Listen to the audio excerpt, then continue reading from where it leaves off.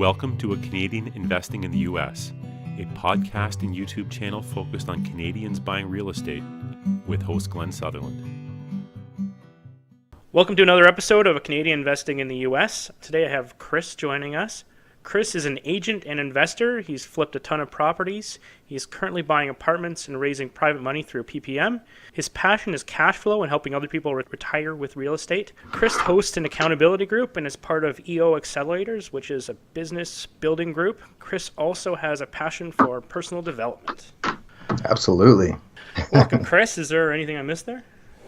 No, I mean, there's always a lot going on, but you pretty much summed it up right there. That was great. Cool. I guess maybe I should first say what PPM is, so private placement memorandum, because I think we might have lost a couple of people there. Right, yeah, a little bit of an advanced strategy, but that's, private placement. Yeah, syndication is putting money together, and in order to syndicate, you need to have a private placement memorandum in place for your investors. A lot of people are think the PPM is for the purpose of raising the money, but it's more of just to give a full disclosure of what's going on. Pretty much it's a big CYA for the person putting their money together. You know, it's all the disclosures, letting them know all the horrible things that could happen if everything goes wrong, which, they need to be aware of. There's always bad things that can happen in any deal. When you're doing these, do you need accredited investors, or are you? Yeah, so I'm fairly new in it. I have one. From what I've learned from my lawyer and from what I've learned online and in some of these forums as well is I did a 504, which is just a friends and family. They did not need to be accredited. Okay. My lawyer said it was best to keep everybody in state because otherwise you have to do each state form. There's several different types of 506, and some of those are accredited only, some of those are a mix, and then some of them you can advertise, some of them you can't. So there's a lot of intricacies in it, and so that's why I have a lawyer to guide me through that. So what's the business plan? You go in, buy the property and repair it, fix it up, and refinance out of it, or what? Yeah, this first one that we did, which is all said and done, it's all closed out. That's exactly what we did. I bought an 8-plex here in Mesa, Arizona, an 8-unit apartment, and it had a few vacancies. So we went in, upgraded a few of the units, moved out a few of the old tenants, moved in some new ones, raised the rents. And so we're getting a decent cash flow there. And then I also raised a little extra so we could do different things like gap funding, private lending, so I could help boost that ROI because apartments are great, but there's not a lot you can do. It's going to be nice, slow, steady. There's not a lot you can do to boost the ROI once you've already done everything. So that's why I wanted to get a little creative, and that's been good. I guess there's marketing to find the apartment building. Yeah, for sure. My big thing is my network. I work every day to build my relationships, and the more people I know, the better, because people bring me deals. I haven't had to do much actual marketing in quite some time. That's excellent. So I was going to say, how does your investors receive their return? On some of them, you may go maybe 6 months before you start to distribute, just so you have time to get everything up and running. But yeah, I distribute quarterly. Yep. And so that gives us a fair amount of time to do our accounting and get our profit and loss in place, and then distribute those profits out. Do the investors get a depreciation credit? I believe it is all going to be run through the LLC that we're using, and so the LLC is going to get the depreciation. But that is one of many questions I have for my CPA when I'm meeting with them later this or early April. We have an appointment, so I have lots of questions to make sure that we're structured the right way to, so we have the best tax benefits on that. So we just got it started, so we haven't had tax year yet. On this one, I don't have any partners. I manage in-house, and so I take care of the property management as well as the management of the fund. There's not a lot to do, really. I already owned this unit. The reason I did this is because I owned this 8-plex already, and I didn't want to get rid of it. It was a little cash cow, but I wasn't able to obtain traditional financing, and so I had it on the market, I sold it, and they ended up falling out. And at that point, I'm like, you know what? I'm just going to put the money together because this is something that I want to own for the rest of my life. That's a great idea. Really, when you talk to any investor, their biggest thing is that they wish they didn't sell.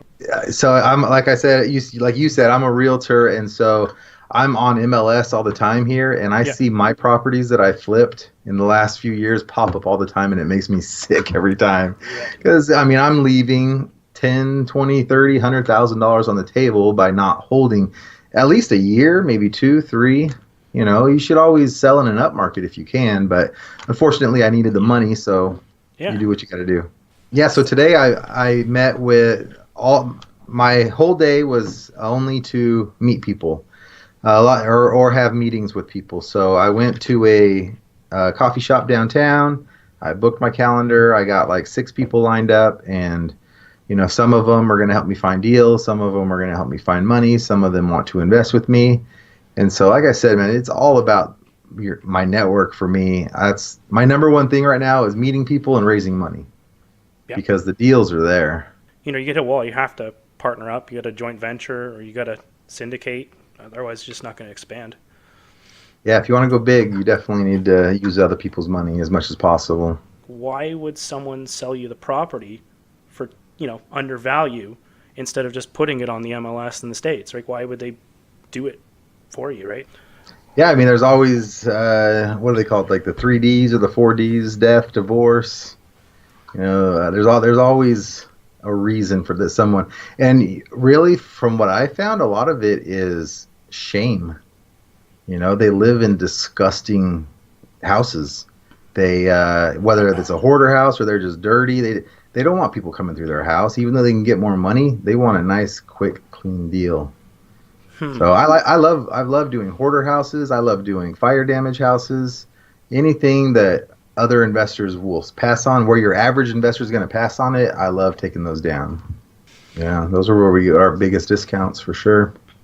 And really, especially with fire damage, well, I got a couple friends who are in the serious in the fire damage deal business, and they get a lot of insurance claims.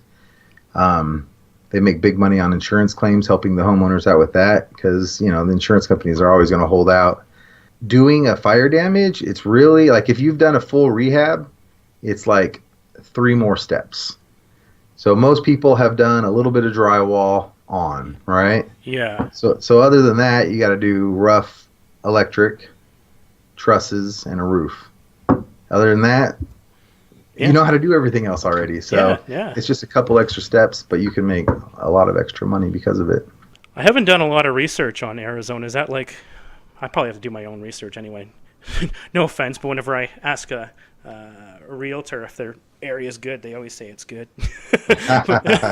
But like with the landlord fees or landlord laws, and I think Arizona was one of the good ones. We are definitely one of the good ones. I was recently in California, in San Francisco, and some of their laws are absolutely insane. I had a guy who was buying a duplex, and the renter is month to month, and he can't kick him out. He has to pay him to leave. He's going to pay him like $50,000 to leave. In Arizona, we have, all in all, when you start, so the first thing you do is you have a 5-day notice. Yep. And so they can cure it within that 5 days, pay what's due.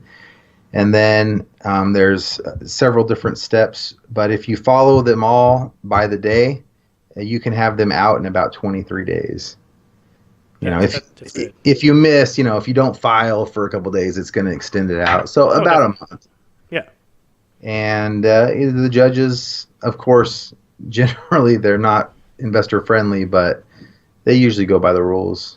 They're going to rule, and we're able to get judgments. And Arizona is a very good place to invest. Now, we have had a run up, so a lot of the appreciation has already happened. That said, last year to this year, they just put the numbers out. We're 10% up year over year. We were about 11% the year before that. That's good. We had a crazy dip. We went, probably some neighborhoods lost 70-80% of their value. It was during the foreclosure crisis. It was crazy. We were one of the hardest hit. I remember I listed properties. I listed REO properties, sold a lot of them. but I sold a lot of them too. There would be, I don't know, in a neighborhood of 1,000 houses, there would be 50 foreclosures, and 30 of them would be Bank of America. So they would be outbidding themselves. So this listing agent would be like, "Oh, we got to lower their price because of this one," and then they would lower, and everybody's lowering, but it's all the same seller. It was all the same banks. So they really got driven to crazy low prices. New builds, I bought in 2010. I bought 2 properties that had been built in like 05, 06. Yeah. I bought them for $47,000 and $52,000. Yeah. The only thing wrong with them is they were missing the AC unit. And so now they're worth $250,000. Wow. So, I mean, like I said, we hit it, and then we just kept on going. So that's why we've had an amazing run up. We're actually almost back to where we should be. Yeah. Our median is about 210 right now. It's hard to find a house less than 150,000 anywhere in the valley, though.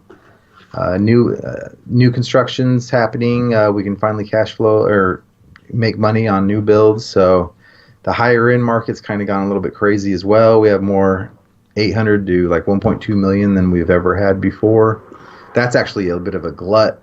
That's not. It's probably still a seller's market, but it's not as bad. Yeah. We have consistently had about 17 to 20,000 listings, active listings, for about the last 3 years. Yeah. So it's been slow and steady because we're usually 35 to 45. So slow and steady, but it's been creeping for sure. Do you anticipate another correction? Not of that same magnitude, but you. Personally, I do not. So I'm glad we're getting this on video so I can be Nostradamus here. I think what's going to happen, at least in my local market, is interest rates are going to start rising. So the cost of a property is still going to keep going up, but values are not going to go up. They're going to remain fairly stagnant is what I'm guessing. The reason I don't think we're going to have a big problem as of where we are now is because, and again, I'm talking about my market. Yeah. It's affordable. All the fix and flips I sold, I'm in the lower market. So I'm 200,000 and under for the most part. Yeah. You can imagine how many properties I sold where the payment is like $600, $700, way less than rent. Yeah. So before, when we had the crisis, everybody and their mama was getting a loan, and they were getting loans that they couldn't afford. I'm a great example of that. So I got the house I bought. My payment was like $1,800 a month. I could only rent that house if I ever wanted to move. I could only rent it for about $1,200. Ooh. So I owed $300. So when it was worth $100, I'm like, forget about it. Why would I keep this house? I let it go. We tried to short sale. It didn't work. So we just let it. We just walked, and we rented for a couple years, and then we bought low again. Yeah. So the reason I don't think we're going to have a huge crisis in Arizona is because everybody has an affordable payment. Why are you going to stop paying your $600 payment so you can go rent the same house for $1,200? It doesn't make any sense. No. So that's why I think we're going to be okay. Plus, our job market's great. We're thriving. We have lots of jobs. People are working. People have money. People are spending money. So right now, I don't see an issue. Now, if they roll everything back and they start doing no-income loans, if they start doing all these stupid loans that people can't afford, yeah, those are going to be a problem. But I don't think those are going to be allowed again. Like, I think the government and everyone's sort of learned their lesson. Yeah, they started rolling those back, but I think by the time it happens, we may be at another election. So if the same administration doesn't continue, the new administration is just going to roll them back up. So yeah, I don't know. I'm not worried. I do expect a flat market, though. And you know what? As a fix and flipper, I would welcome a flat market. We make plenty of money in a flat market. Yeah. I don't want a down one, but our strategies are to make money in a flat market. So the run up has been great. Don't get me wrong. Yep. I have a lot of properties that I made mistakes on, and I still made a profit because of the run up. Yep. So I've been fortunate. That's excellent. If people wanted to get in contact with you, what's the best way to track you down? I'm on YouTube, Kris Ontiveros with a K. You can find me all over Facebook. So I'm one of the AZ Flip Guys. AZ is in Arizona Flip Guys. We do a live Facebook show every Friday at noon Arizona time. That's Mountain Standard. We just try to give as much as we can. We try to provide great content. This Friday, I believe, will be episode 54. So we're getting awesome. We're getting a little bit good at what we're doing, and it's been really fun. On the real estate agent side of things, I own Investors Edge Real Estate Group. We focus on selling cash flow properties.